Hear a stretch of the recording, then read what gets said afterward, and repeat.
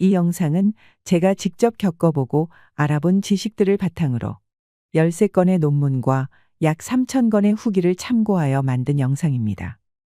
지금까지 공진단, 침양환을 챙겨 드셨던 분들이라면 이 영상을 보시고 충격을 받으실 수도 있으실 겁니다. 지금 드시고 있는 침양환에 대해서 과연 제대로 된 효과를 느끼신 분들이 몇 명이나 될까요? 좋다고 하는 제품은 다 구매해서 섭취하지만 그 제품에 들어있는 원료의 효능에 대해 제대로 이해하지 못한 분들이 많으실 겁니다.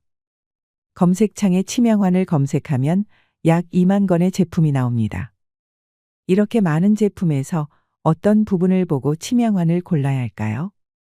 성분, 가격, 패키지, 배송 등 소비자에 따라 중요하게 생각하는 부분은 다를 것입니다. 그런데 한 가지 모든 소비자들이 공통적으로 생각해야 하는 부분이 있습니다. 성분에 비해 가격이 터무니없이 저렴하거나 또는 성분에 비해 가격이 너무 비싸다면 지금 먹고 있는 그 제품 의심해 보셔야 합니다. 영상이 마음에 드신다면 구독, 좋아요, 알림 설정 부탁드립니다. 오늘은 침양 이야기를 해보겠습니다. 첫 번째, 침양은 향 중의 왕이다. 침양은 제향지왕이라는 별명이 있습니다. 모든 향 중에서 왕이라는 의미입니다. 침양은 사양 용연향과 함께 세계 3대 향에 속합니다. 과거 여인들은 몸의 사양이나 침양 당귀 등을 몸에 지니고 다니기도 하였습니다. 프랑스의 유명한 향수 샤넬 넘버 5에도 침양의 향이 포함되어 있기도 합니다. 양귀비 이야기를 좀 해볼까요? 양귀비는 경국지색으로 손꼽히는 중국을 대표하는 미인입니다. 당나라 현종의 후궁으로 서시, 왕소군, 우희와 함께 고대 중국 4대 미녀 중 한 명으로 손꼽히는 인물입니다.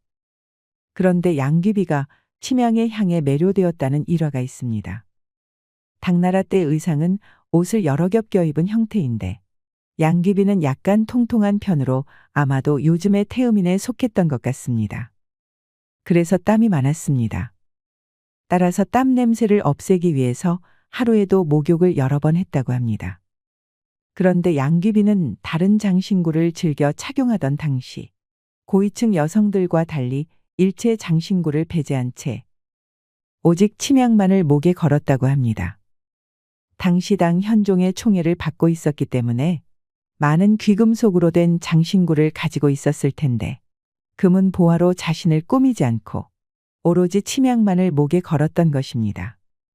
당시는 침양이 황금과 같이 귀했기 때문에 그 자체로 금은 보화 역할을 했을 것입니다. 그러나 중요한 이유는 다른 데에 있습니다. 침양은 열이 가해지면 향이 납니다. 그런데 양귀비는 열이 많은 태음인으로 양귀비의 체열과 침양 목걸이가 밀착되어 자연스럽게 침양의 수지가 서서히 향으로 퍼졌을 것입니다. 양귀비는 이것으로 두 가지 효과를 봤을 것입니다. 첫 번째, 자신의 땀 냄새를 줄이는 향수의 효과와 두 번째로는 당현종에게 사랑을 받게 하는 사랑의 묘향으로도 작용했을 것입니다. 만약 침양이 없었다면 당시의 양귀비는 없었을지도 모릅니다. 두 번째, 침양이 침양이어야 하는 이유입니다. 침양은 가라앉을 침에 향기 향자로 만들어진 단어입니다. 향기가 가라앉는다, 물속에 잠긴 향이다 라는 의미입니다. 침수향이라고도 하는데 물에 가라앉는 향나무인 것입니다. 침양이 물속에 가라앉는 이유는 바로 물보다 비중이 크기 때문입니다. 침양은 침양나무에서 얻는데 서양과의 상록성 교목으로 침양의 성분 중 가장 중요한 것은 바로 침양의 수지 성분입니다. 지구상의 대부분의 나무는 비중이 물보다 낮아서 물에 뜨지만 가라앉는 종류도 20여 종이나 됩니다. 그렇다고 해서 이건 모두를 침양이라고 부르진 않습니다. 침양의 경우 수지 함량이 25% 이상이면 물에 가라앉습니다. 본초 강목에는 침양이 물에 잠긴 비율에 따라서 이름을 달리 불렀습니다. 첫 번째, 침양입니다. 물에 넣어서 완전하게 가라앉는 것을 말합니다. 종이처럼 얇은 것도 물에 넣으면 즉시 가라앉습니다. 대부분의 수지로 이루어져 있습니다. 물에 완전히 가라앉는 것이 상품으로 이것을 수침향이라고 합니다. 두 번째, 잔향입니다. 물의 절반은 뜨고 절반은 가라앉는 것을 말합니다. 이것은 완전하게 수지로 이루어지지 않고 목질부가 포함되어 있기 때문입니다. 어느 정도 약효가 있습니다. 세 번째, 전향입니다. 검은색 줄무늬가 있으면서 물에 뜨는 것을 전향이라고 합니다. 수지 성분은 거의 없습니다. 전향은 약효는 없어서 약으로 사용하지 않고 단지 의복의 냄새를 제거하는 용도로만 사용합니다. 침향의 수지 성분에 대해서 알아보겠습니다. 침향나무는 원래 단단하지도 않고 나이테도 없는 가벼운 나무의 종인 아열대성 교목으로 수명이 수백 년에서 천년이나 됩니다. 이렇게 긴 세월을 살 수 있는 데는 바로 침향나무의 독특한 자기 방어 수단이 중요한 역할을 하는데 바로 이것이 수지 성분입니다. 침향이 만들어지는 과정을 보면 침향나무를 벌채하여 땅속에 묻어놓으면 수지가 없는 부위는 썩게 해서 썩지 않는 수지 성분이 많이 포함된 부분만 얻거나 나무에 상처를 내서 흘러나오는 수지를 수집해서 침향을 만듭니다. 침향나무는 해충이나 바이러스 또한 물리적인 손상이 생기면 끈끈한 진액을 분비하는데 이 진액은 상처 부위에 치유작용을 나타냅니다. 동시에 딱딱해지고 굳어지면서 해당 부위를 감싸게 됩니다. 그렇게 되면 상처 부위는 단단한 보호막이 생기고 다른 어떤 부위보다 안전해집니다. 침향 덩어리는 매우 단단해서 칼로 자를 수가 없습니다. 이처럼 침향 수지는 스스로 자신을 지켜내고자 하는 치료물질인 셈입니다. 이 침향의 수지는 열을 가하면 아주 좋은 향을 내면서 약재로도 사용될 경우 그 어떤 약재에 비해서도 탁월한 효과를 나타냅니다. 그러나 침향은 무척이나 귀했습니다. 과거부터 침향은 향으로, 장신구로, 약재로 사용되어 왔지만 무척이나 귀해서 일반인들이 쉽게 접할 수가 없었습니다. 예로부터 금이나 은보다 더 귀한 대접을 받았고 왕이나 일부 상류층에서만 사용할 수 있었습니다. 왕조실록에는 침향이 나옵니다. 중국이나 우리나라의 고문서를 보면 왕조실록을 기록한 문서에는 침향이 나오지만 사서삼경 등의 성현들의 저서나 기록에는 전혀 등장하지 않습니다. 이것은 침향이 왕이나 고관들을 위해서 사용되었다는 것을 증명하는 것입니다. 침향은 당시 산삼이나 황금과 같이 취급될 정도로 고가였다는 기록들도 많고 심지어 너무 구하기 힘들어서 돈이 있다고 해서 모두 쉽게 구할 수 있는 품목이 아니었습니다. 한의서에도 침향이 나옵니다. 침향은 약재로도 활용되어서 동의보감, 본초강목 등의 다양한 한의서에 등장합니다. 그러나 여러 기록들을 보면 침향이 너무 귀하고 비싸서 일반 백성들은 쉽게 복용하지 못했을 가능성이 높습니다. 종교서에도 침향이 나옵니다. 성경과 불경과 같은 종교서에는 침향이 등장하는데 성경에 등장하는 침향은 예수님의 부활과 관계가 있는 것으로 나오고 불경에서는 부처님의 불상을 침향으로 조각할 정도로 귀한 대접을 받았습니다. 그럼 역사서 속의 침향을 한번 살펴보겠습니다. 고려사를 한번 볼까요? 고려 11대 임금인 문종은 건강이 좋지 않았는데 60세 전후로 해서 마비 증상이 생겼다 합니다. 당시 어이들은 침향 효과를 익히 알고 있어서 침향을 약재로 사용하려고 했으나 당시 재정이 좋지 않아서 보유한 침향이 전혀 없었습니다. 그래서 전국에 방을 붙였는데 침향을 가지고 있는 사람은 해당 관청에 가지고 오라는 것이었습니다. 침향을 가지고 있으면서도 내놓지 않는 백성은 엄벌에 처하겠다고 했는데 결국 침향은 구해지지 않았습니다. 다급해진 조정에서는 송나라 황제에게 사신을 보내서 도움을 청합니다. 고려사에 기록된 문종의 서신 내용은 아래와 같습니다. 신은 나이가 많아 풍과 마비 증상이 나타났습니다. 우리나라의 기술이 아직 부족하고 약의 효과도 없습니다.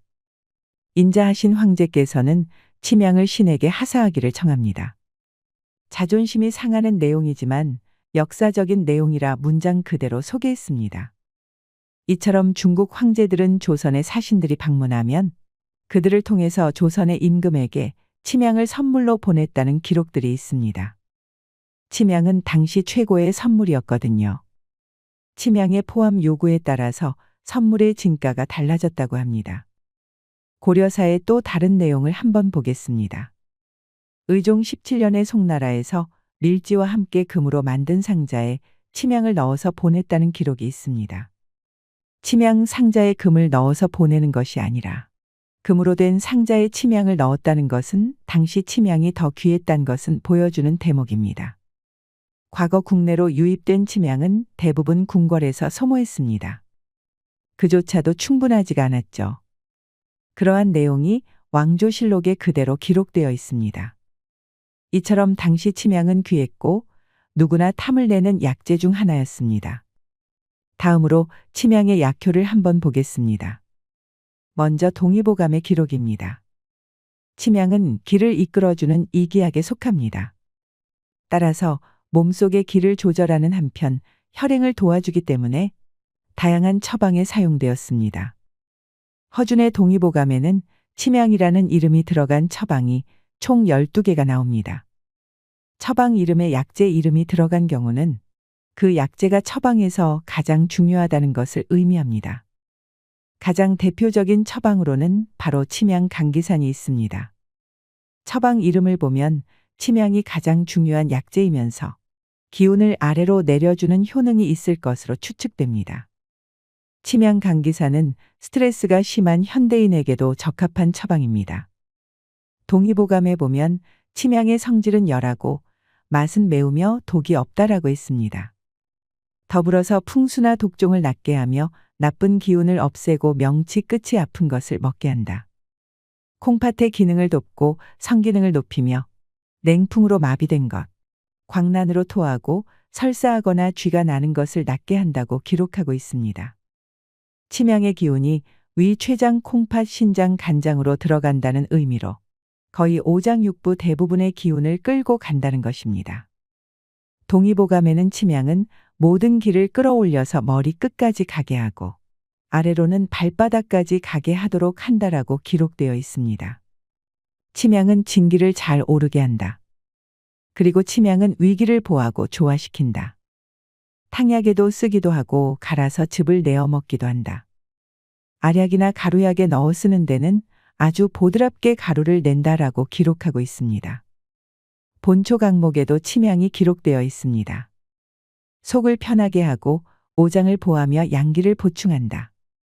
허리와 무릎의 냉기를 제거해서 따뜻하게 하고 근육, 경련, 구토, 설사, 냉기를 제거하고 몸 안의 적취를 없앤다. 찬바람에 의해서 나타나는 마비 증상을 풀어준다. 침향은 많은 효능이 있지만 주의사항이 있습니다. 먼저 침향은 구하기가 힘들고 고가이기 때문에 시중에 가짜 침향이 유통되고 있을 가능성이 있어서 각별한 주의가 요망됩니다. 그렇다고 비싸기만 하면 좋은 침향일까요? 아닙니다. 부모님에게도 많이 선물 드리는 제품인 만큼 진정한 침향환 고르는 방법에 대해서 제대로 알려드리겠습니다. 이제 더 이상 속지 마세요. 시작하기 전에 보약 중에서도 으뜸으로 손꼽히는 공진단에 대해서 알고 계신가요? 공진단에 대해 간단히 설명드리겠습니다. 공진단은 조선 왕실에서도 사용되었는데요. 동의보감에 따르면 타고난 기운이 약하거나 체질이 허약할 때 공진단을 섭취하면 원기가 보강되고 신수를 오르게 하고 심화를 내리게 하여 100가지 질병이 생기지 않도록 막아준다라고 기록되어 있습니다. 공진단은 사양, 녹용, 당귀, 산수유를 기본 약재로 사용하고 목적에 따라 침향 등을 가감하여 활용 범위를 넓히는 방식으로 조제되고 있으며 현재까지 그 방식을 이어오고 있습니다. 현대의학에서 밝힌 공진단의 효능은 아래와 같습니다. 뇌력 증진, 치매 초기 증상 개선 및 기억력이 향상됩니다. 심력 증진, 몸과 마음을 안정시켜 불안을 해소합니다. 체력 증진, 만성 피로 및 스트레스로 체력이 저하된 경우 체력을 회복시켜줍니다. 면역력 회복, 사포닌 성분이 체내 면역 기능을 강화합니다. 여성 질환, 갱년기 여성 질환에 도움이 됩니다. 혈액순환, 혈액순환을 원활히 하여 심혈관계 질환에 도움을 줍니다. 조선시대 때부터 전해져 온 공진단의 인기가 현대에서까지 유지되면서 공진단의 원료 중 하나인 침향에 대해서도 현대인의 관심이 급증하고 있습니다. 특히 면역력 개선에 대한 관심과 스트레스 해소에 대한 관심이 점점 더 커지고 있습니다. 건강식품을 고를 때 우리 몸에 흡수되는 제품인 만큼 어떤 성분이 함유되었는지가 가장 중요한 포인트인데요. 제가 직접 연구하고 정리한 진짜 침향환 고르는 방법 6가지를 소개합니다. 첫 번째, 물에 가라앉는 수 침향인지 확인한다. 두 번째, 체내에 흡수가 되는 발효 침향환인지 확인한다. 세 번째, 주재료의 성분에 대해서 확인한다.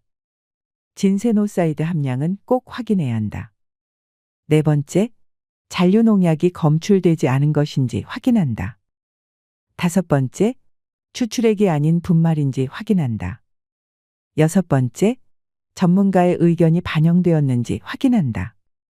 첫 번째, 최고급 침향은 물에 가라앉습니다. 뜨지 않고 가라앉는 침향이 진짜 침향입니다. 침향은 나무 한 그루당 5에서 7kg 밖에 생산되지 않는 아주 귀한 원료입니다. 진짜 침향나무는 물에 뜨지 않고 가라앉습니다. 침향의 수지 성분은 물보다 밀도가 높기 때문에 침향을 물에 띄웠을 때 물에 가라앉는 침향만이 진짜 침향이라고 말할 수 있습니다. 요즘 업체 중에 가짜 침향을 사용해서 인공향료를 주입하거나 염색을 하여 판매를 하는 제품이 많은데 소비자로서 속지 말고 부작용 없이 진짜 침향이 들어간 침향환을 구매하는 게 중요 포인트라고 할 수 있습니다. 두 번째, 먹어도 효과를 모르겠다면 발효된 침향환인지 확인해야 합니다. 시중에 이렇게 많은 침향환이 있습니다. 분명 이것저것 비교해보고 따져보고 구매해서 30일 이상 복용했는데 아무런 효과를 못 느낀 분들이 계실 거라고 확신합니다. 그 침향환 발효되어 흡수가 잘 되는지 파악하셔야 합니다. 발효를 하면 왜 좋을까요?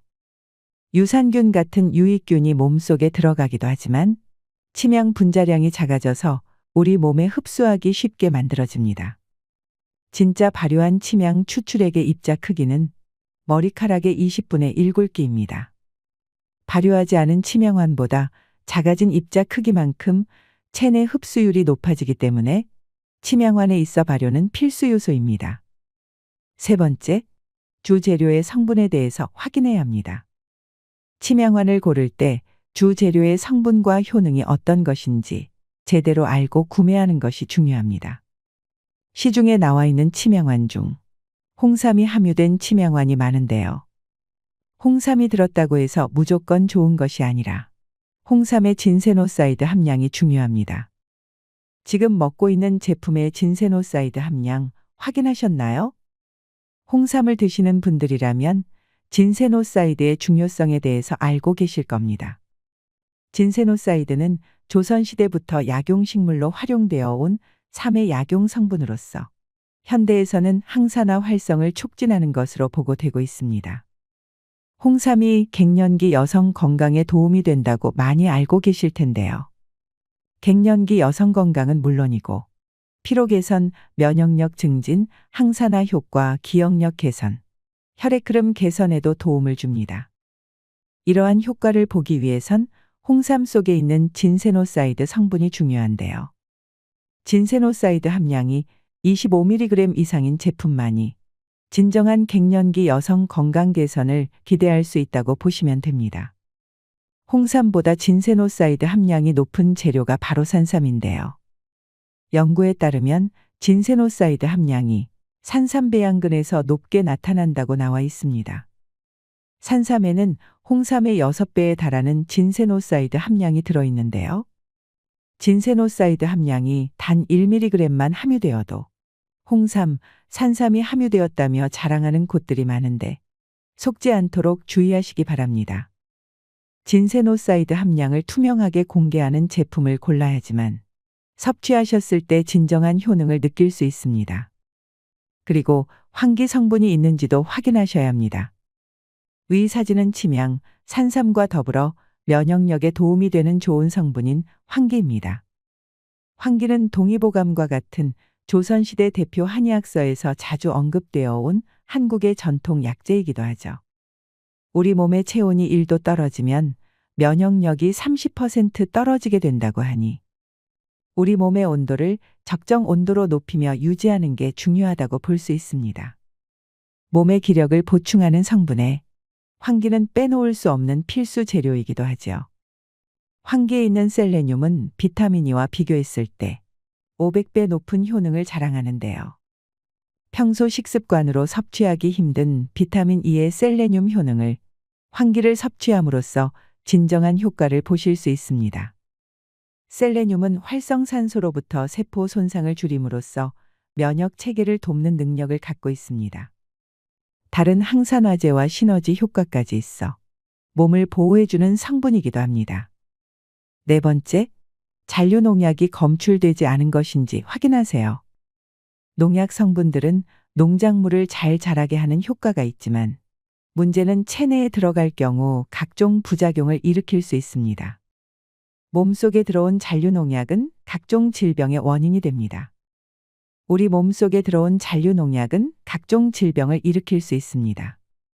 치명화는 최소 1개월 섭취해야 하는 장기간 섭취 식품입니다. 그런데 이 치명환 속 잔류 농약을 장기간 섭취할 경우 신경과민, 간독성, 신장독성, 체중 감소, 신경계 증상 등 인체에 유해한 반응을 유발할 수 있습니다. 그렇기 때문에 치명환을 고를 땐 농약, 중감 속 납 등이 불검출되었는지 식약처를 통해 정밀 검사를 받은 제품인지 확인해야 합니다. 깨끗한 배양시설과 철저한 위생관리를 통하여 만들어진 제품인지 꼭 확인하시기 바랍니다. 잔류농약 미검출에 대해서 당당하지 않은 업체들이 많은데 이 부분을 꼭 조심하셔야 합니다.